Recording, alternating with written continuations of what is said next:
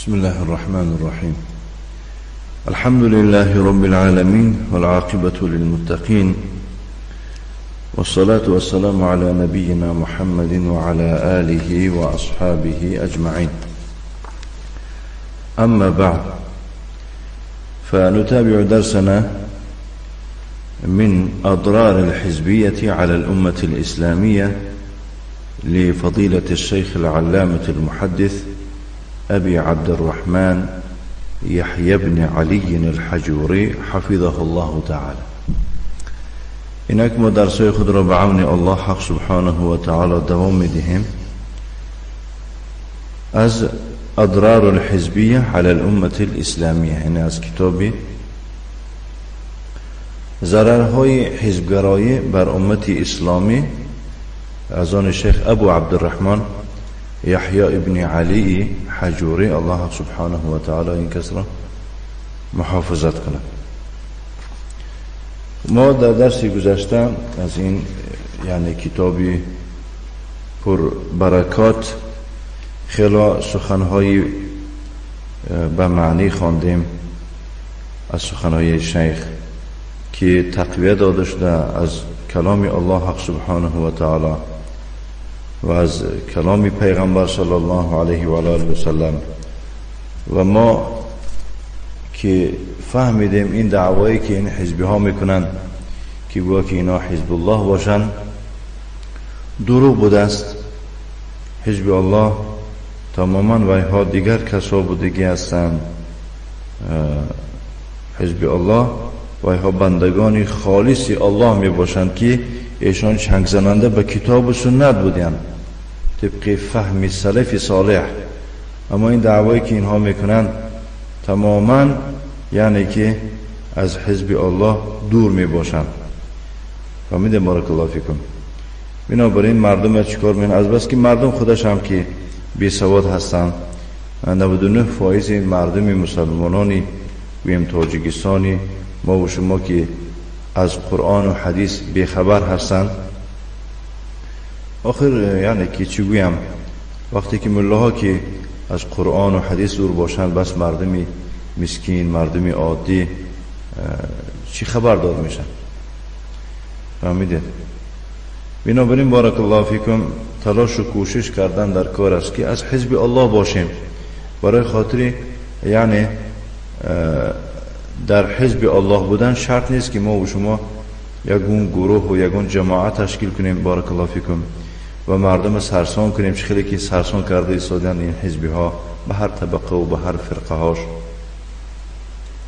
برای خاطر حزب الله شدن در یگون جا شرط آمدگی نیست که ما و شما باید که خروج که یعنی که وثیقه یکون شهادت نامه داشته باشیم با افتخار کنیم که حزب ما 30 ساله است. گفته چه خیلی بعضی احمقا در بعضی منطقه رفتیم در مسجد دعا وای میزنن که ما این حزب ما 30 سال است عمل دارد. حزب شما 30 سال است عمل دارد، اما حزب ما مسلمان های عمومی جهان زیاده از 1435 سال است که در عمل آمده ایستاده است. مؤسس حزب شما یک انسانی بی سوادی یعنی که از قرآن و حدیث دور. مؤسس حزب شما یک انسانی ناقص العقل.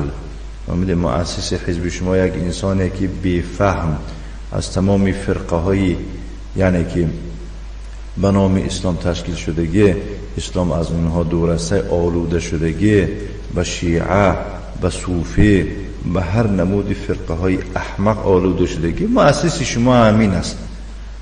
فهمیدید؟ بنابراین عرب ها مثال دارن میگن کیف یکون المربی یکون المربى. انا مو تربیتگر چه خیلی که می باشد تربیت یافته هم خیلی میشه بارک الله فیکم. اما مؤسس حزب ما و شما بارک الله فیکم الله حق سبحانه و تعالی است. فهمیدید؟ مبلغ این حزب الله پیغمبر ما محمد صلی الله علیه و علی آله و سلم است. فهمیدید؟ بارک الله فیکم. انا وقتی که ما و شما در حزب الله باشیم باید که ما و شما چنگ زن به کتاب الله و به سنت پیغمبر باشیم. فهمیدید؟ با کتاب الله را بعضی ملاها وارین، بعضی حزبی ها وارین طبقی همو فهمشی کوتاه خودش باید که کشاله نکند کس. فهمیده؟ طبق فهمیشی سلف صالح. فهمیده؟ بارک الله فیکم.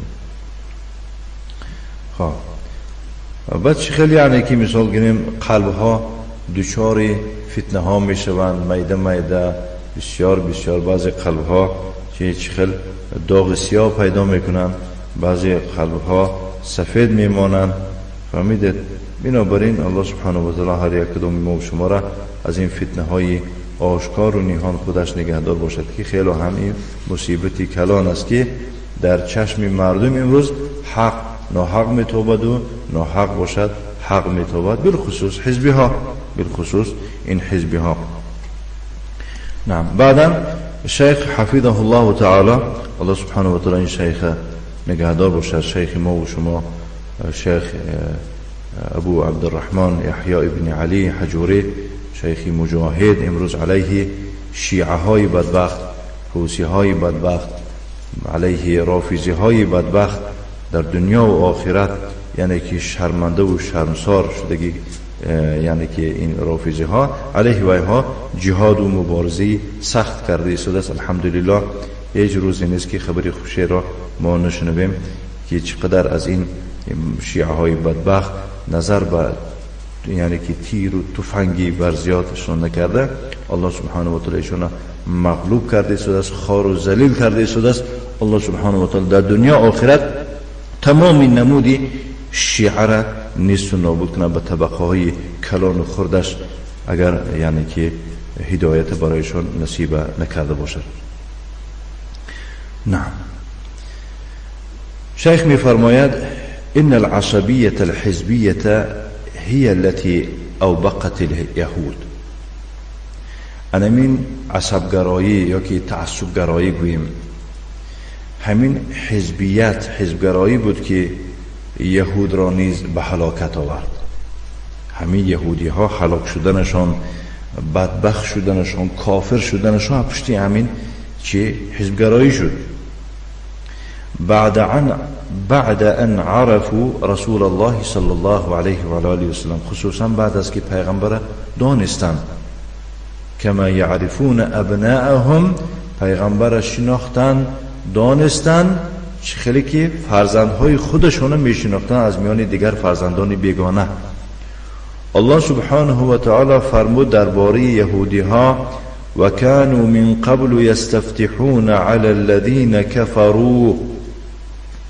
المراد بيستفتحون أي يستنصرون، یعنی این یهودی ها من قبل، یعنی که پیش از مبعوث شدن پیغمبر محمد صلی الله علیه و آله و سلم، پیش از آمدن پیغمبر صلی الله علیه و آله و سلم، از الله یاردم میپرسیدند، غلبه میپرسیدند علی الذین کفروا، علیه کافرهایی که در مدینه بودند.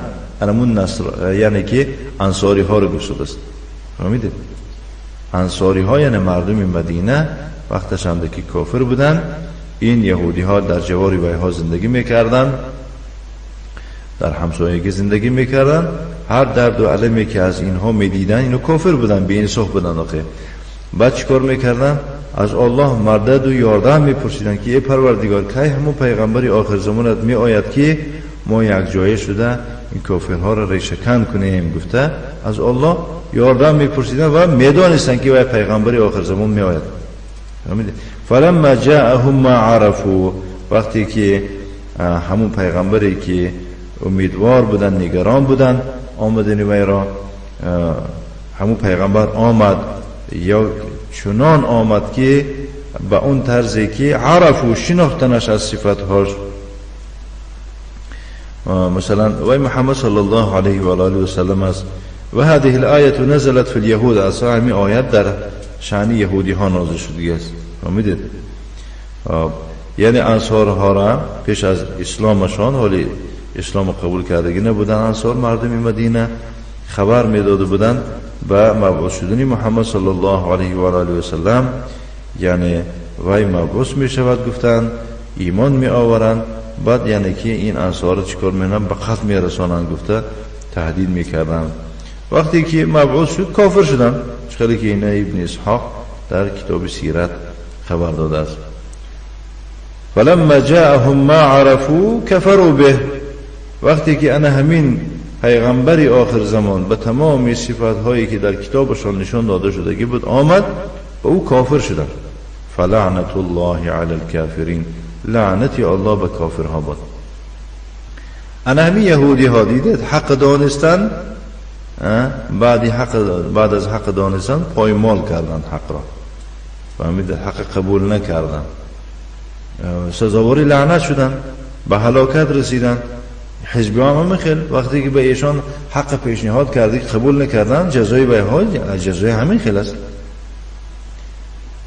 ولما قال النبي صلى الله عليه وعلى آله وسلم لذلك اليهودي، وقتی که پیغمبر صلی الله علیه و آله و سلم برای آن شخص یهودی گفت که انشدک الله هل تعلم انی مذکور فی التوراة یا رسول الله،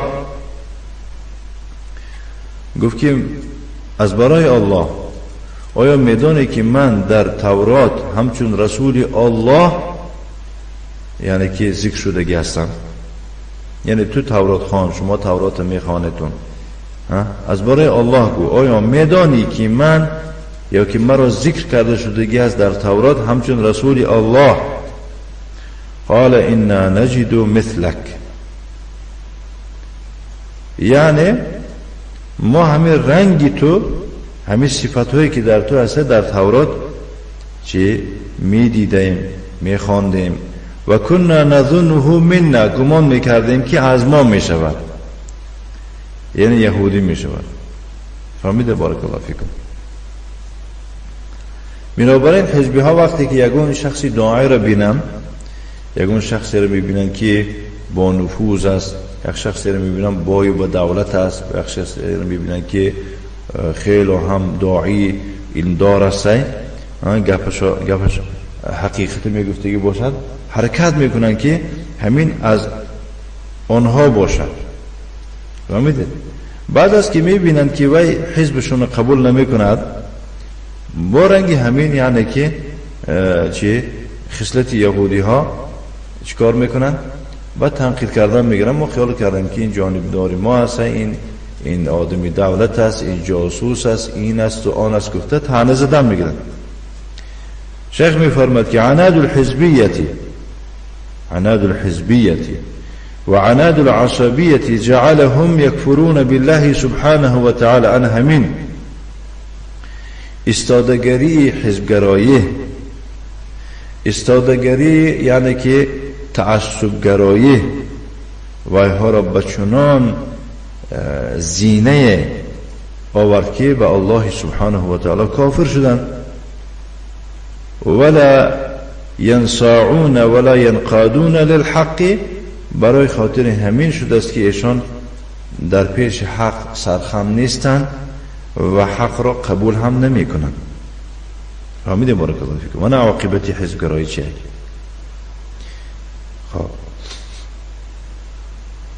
من اضرار الحزبیه عدم العدل والانصاف. دیگر ضررهای حزبگرایی از چه عبارت است؟ ناعدالتی و بی‌انصافی. فهمیدید؟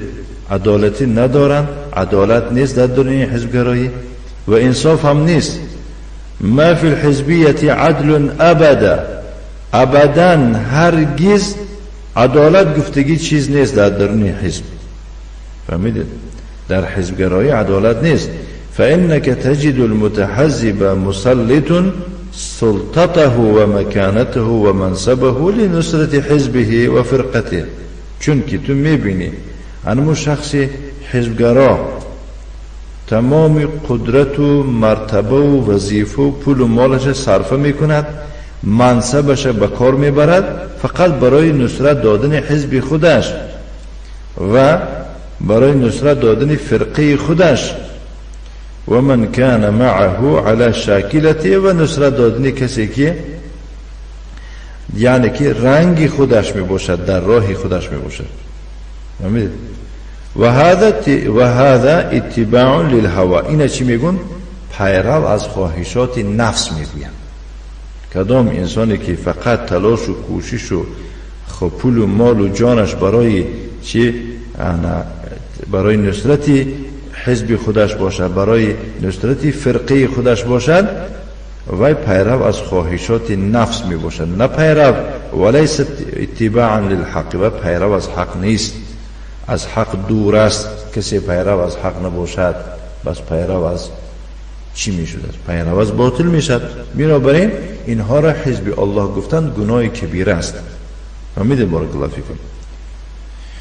والله عز وجل يقول، الله عز وجل می فرماید ولا تتبع الهوى، پیروی از خواهشات نفس مکن، یعنی لا تحکم بهوى النفس ولا تمل الیه، یعنی که به طبق خواهشات نفس تو حکمرانی نکن، هر چی که نفس معقول میداند هوای حق است نگو، و میل هم به این خواهشات مکن. فیضلک عن سبیل الله، وگر تو را از راه الله بیرحم کند، ای طریق الحق و الرشاد، از راه حق، از راه راست بیرحم کند تو را پیروی از خواهشات نفس. ان الذين يضلون عن سبیل الله، البته کسانی که از راه الله بیرحم شوند، ای یخطئون طریق الحق، راه حق گم میکنند، راه حق خطا میکنند. لهم عذاب شدید بما نسوا یوم الحساب، برایشان عذابی سخت مهیا کرده شده است به سبب روزی آخرت، روزی حساب فراموش کردنشان. معلوم میشده است که اینها چیکار کردن؟ معلوم میشده است که اینها روزی آخرت، روزی قیامت فراموش کردگی کسها می باشند. اینها روزی آخرت فراموش کردگی شخص ها می باشند. بارک الله فیکم. نه، یعنی روزی آخرت فراموش کردنشان چی معنی دارد؟ به اون معنی که بترکهم العمل لیوم القیامه، یعنی ترک عمل کردنشان به خاطری روزی قیامت. باید هر یک کس عمل کند به خاطر روزی قیامت است گفته. فهمیدید؟ اینها ترک کردن، ترک عمل کردن. و شیخ می فرماد که و یقول سبحانه و تعالی فی کتابه الکریم، الله سبحانه و تعالی در کتاب کریمش چنین می فرماید در سوره جاثیه آیه 22 23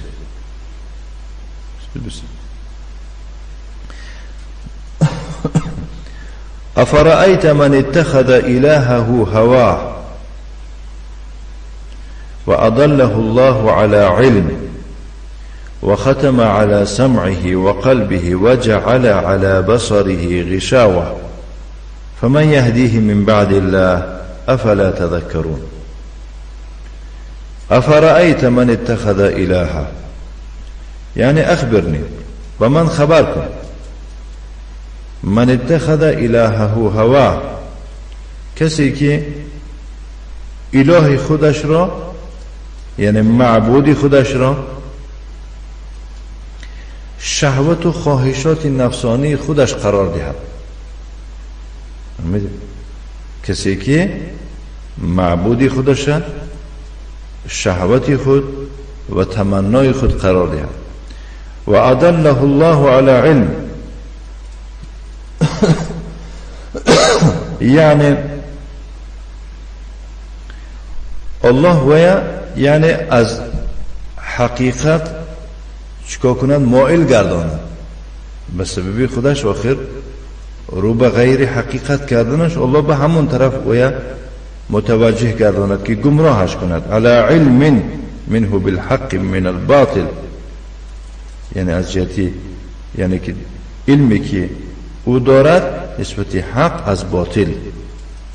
و ختم علی سمعه، و کسر الله سبحانه و تعالی بشنوایی و در گوشش مهر زده باشد. و قلبه، در قلبش مهر زده باشد. و جعل علی بصره غشاوه، و در دیده او پرده قرار دادگی باشد. غطاء من ان یبصر الحق، که به سبب آن حق دیده نمیتواند.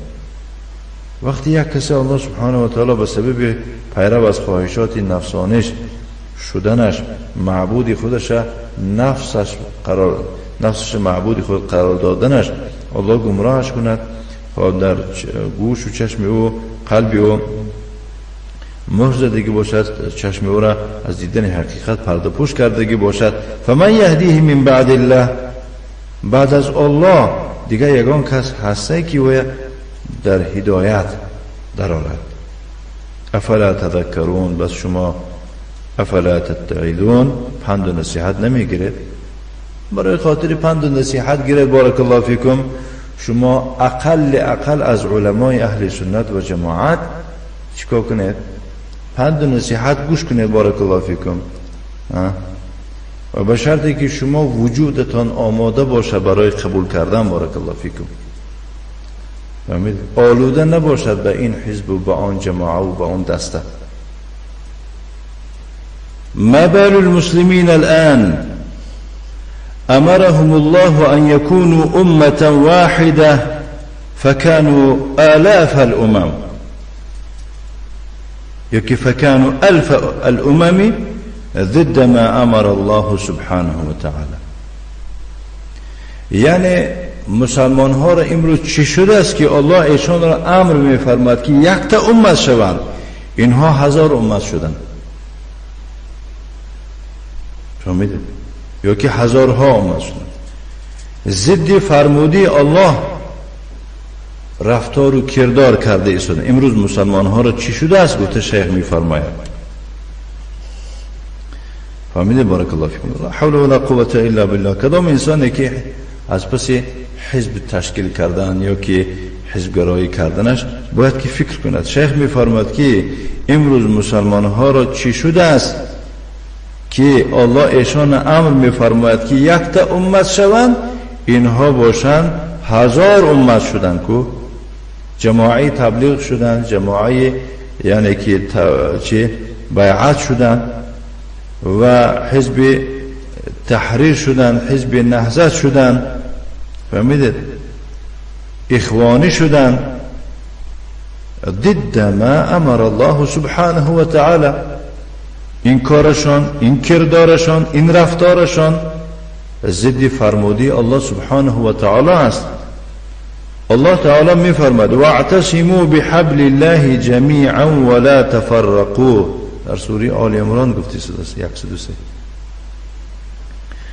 همگان بر اسمان الله چنگ بزنید، همگان بر اسمان الله چنگ بزنید. واعتصموا بحبل الله، بر اسمان الله چنگ زدن یعنی بالقرآن و سنت، با قرآن و سنت چنگ زنید. سیم چیز نیست بارک الله فیکم، قرآن و سنت. ولا تفرقوا، پراکنده مشوید، یعنی فرقه ها، گروه ها، جماعه ها شما را از راه حق گرفته بیرون نکنند، در فرقه خودشان ندارن شما را. والحزبیون یقولون تفرقوا، حزبی ها میگون که نه پراکنده شوید، در فرقی ما دارید. گپی کرده میگیرد بارک الله فیکم. الله میفرماد که واعتصموا بحبل الله جمیعا ولا تفرقوا، حزبی ها میگویند که تفرقوا. الله سبحانه و تعالی میفرماید که وتعاونوا علی البر والتقوى ولا تعاونوا علی الاثم والعدوان. شما در کارهایی که باعث خوبی، نیکی و تقوا می باشند به یکدیگر دستگیری کنید، و در کارهایی که باعث معصیت و گناه و دشمنی و عداوت و یا پراکندگی است یکدیگرتون دستگیری نکنید. فهمیدید؟ سوره مائده آیه 2. ولسان حال الحزبیه تقول تعاون مع من كان معك ولو كان يهوديا او نصرانيا او بوذيا او هندوسيا او اشتراكيا. نگاه، زبان حال حزبگراها، زبان حالشان، کردارشان، رفتارشان چی میگوید؟ میگوید که کسی همراه تو است همراهش کار کن، خواه یهودی باشد، خواه نصرانی باشد، خواه بوذی باشد، خواه زردشت باشد، خواه هندوس باشد، خواه کمونیست باشد، همین مهم به مقصد به مرام شما یعنی که هم مقصد باشد یک جای کار کنید. خیلی که مثلا حزبی های مصر، اخوانی های مصر چیکار کردن؟ با نصرانی ها یک جای حکومت انقلاب کردن به طریق حرام. الله سبحانه و تعالی سرنگون شو کرد. فهمیده؟ همچنین همین حزبی هم همین خیلی حزبی نهضت هم همین خیلی هستی. فهمیده؟ اندک اگر اهمیت دادگی باشه اندک بینید که از جهت سیاست حکومت تاجیکستان معاملش با روسیه بس شود، میبینید که اینا در روسیه لگنبرداری یعنی که راهبریتی روسیه میشن. خیالشون که این نصرانی ها اینها را دستگیری میکنن به خاطر برپا کردن دولت اسلامی. این فکر خام دیده بارک الله فیکم. بنابراین اینها تیار هستند. منش خیلی که احمق دیگه نمینم عطاءالله نام دارد چی دارد در تلویزیون در دیگه جاها در روسیه ایستاده، خارج از کشور ایستاده، طعنه ها میزند. فهمیده بارک الله فیکم؟ یک بی سواد، یک دسی سباز، فهمیده، یک فتنه انگیز، عیبجو با نام اسلام گام میزند. فهمیده؟ همه گپ های سخنهای قباحتش که در شأن رئیس جمهور و دیگر کم و کمبودی هایی که در تاجیکستان صادر شده است گپ زدن است یک جانب. فهمیده؟ با از همه چیزی علم آورش برای خاطر مسلمان های بی سواد با ضد حکومت خیزاندن است. چی میگوید؟ نگاه کنید، میگوید مسجد ها رو محکم کرد، حجاب و اینو، یعنی درباره تو کارت چی؟ تو خودت به مسجد کارت چی و به حجاب و به دین و دیانت چی کار داری؟ تو از دین خودت دور هستی. فهمیده؟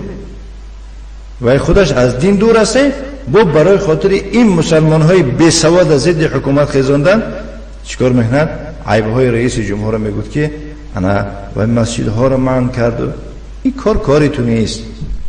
اگر در کار شود این کاری ریاست دینی است یا که بگیم مسئولین دینی است. یعنی که ملاها مردگی نیستن که تو با جای ها گپ زنی. فهمیدی؟ بنابراین این حزبی ها با کسی که نباشه، خواه یهودی باشد، خواه نصرانی باشد، خواه بوذی باشد، خواه زردشت باشد، خواه شیعه باشد، خواه کمونیست باشد، یک جای کار میکنن اینا. فهمید؟ الله سبحانه و تعالی میفرماد که ان هذه امتكم امه واحده. البته این دین شما دین یکتاست. این دینی که شما دینداری میکنید، دین اسلام، دین یکتاست. فهمیدید؟ والحزبیه لسان حال تقول الف امه. زبان حال حزبی ها چی میگوید؟ یک امت نه، یک دین نه، 1000 امت کردن در کار، او الفان یا که 2000 امت کردن در کار، او 3000 یا 3000 کردن، او اکثر او اقل یا زیاد و کم. بنابراین حزبی ها را اندک سخنشون میفهمه خطاگیشونه. ضد تحریک نیستن، ضد تبلیغ نیستن، ضد یعنی اخوانی نیستن، زیرا که در کدام مقصد اینها موافق هستند. در کدام مقصد؟ ضد حکومت. فهمیده؟ كل واحد يصب جهده لمن كان معه لا يعرف قدرا للمتمسك بالكتاب والسنة ومن ينكر هذا الضلال الباطل. فهمید؟ هر یک حزب و حزبگرا، یعنی حزبی و حزبگرا، چیکار تمام کوشش و قوتش رو صرف میکند به فایده کسی که همراه او است، نمیداند قدری کسی را که چنگ به قرآن و سنت میزند. یعنی شخصی که به قرآن و حدیث عمل میکند، طبق قرآن و سنت عمل و رفتار و دعوت میکند، بارک الله فیکم، چنین شخص در نزد حزبی ها قدر ندارد.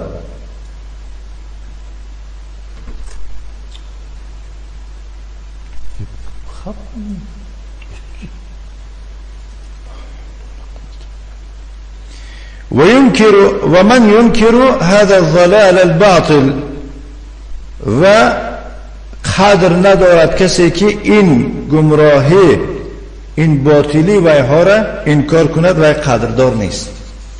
با قدر در نزد حزبی ها یک کسی است که رنگ اینها گمراه است. فهمیدید؟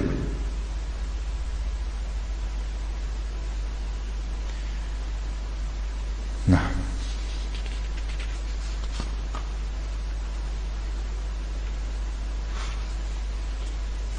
انا بارک الله فیکم. انشاءالله یعنی که امروز کفایت میکند، بعد از آن دوامش درس های آینده میبینیم. نکتفی. و صلی الله و سلم على نبینا محمد و على آله و اصحابه و سلم تسلیما مزیدا والحمد لله رب العالمین.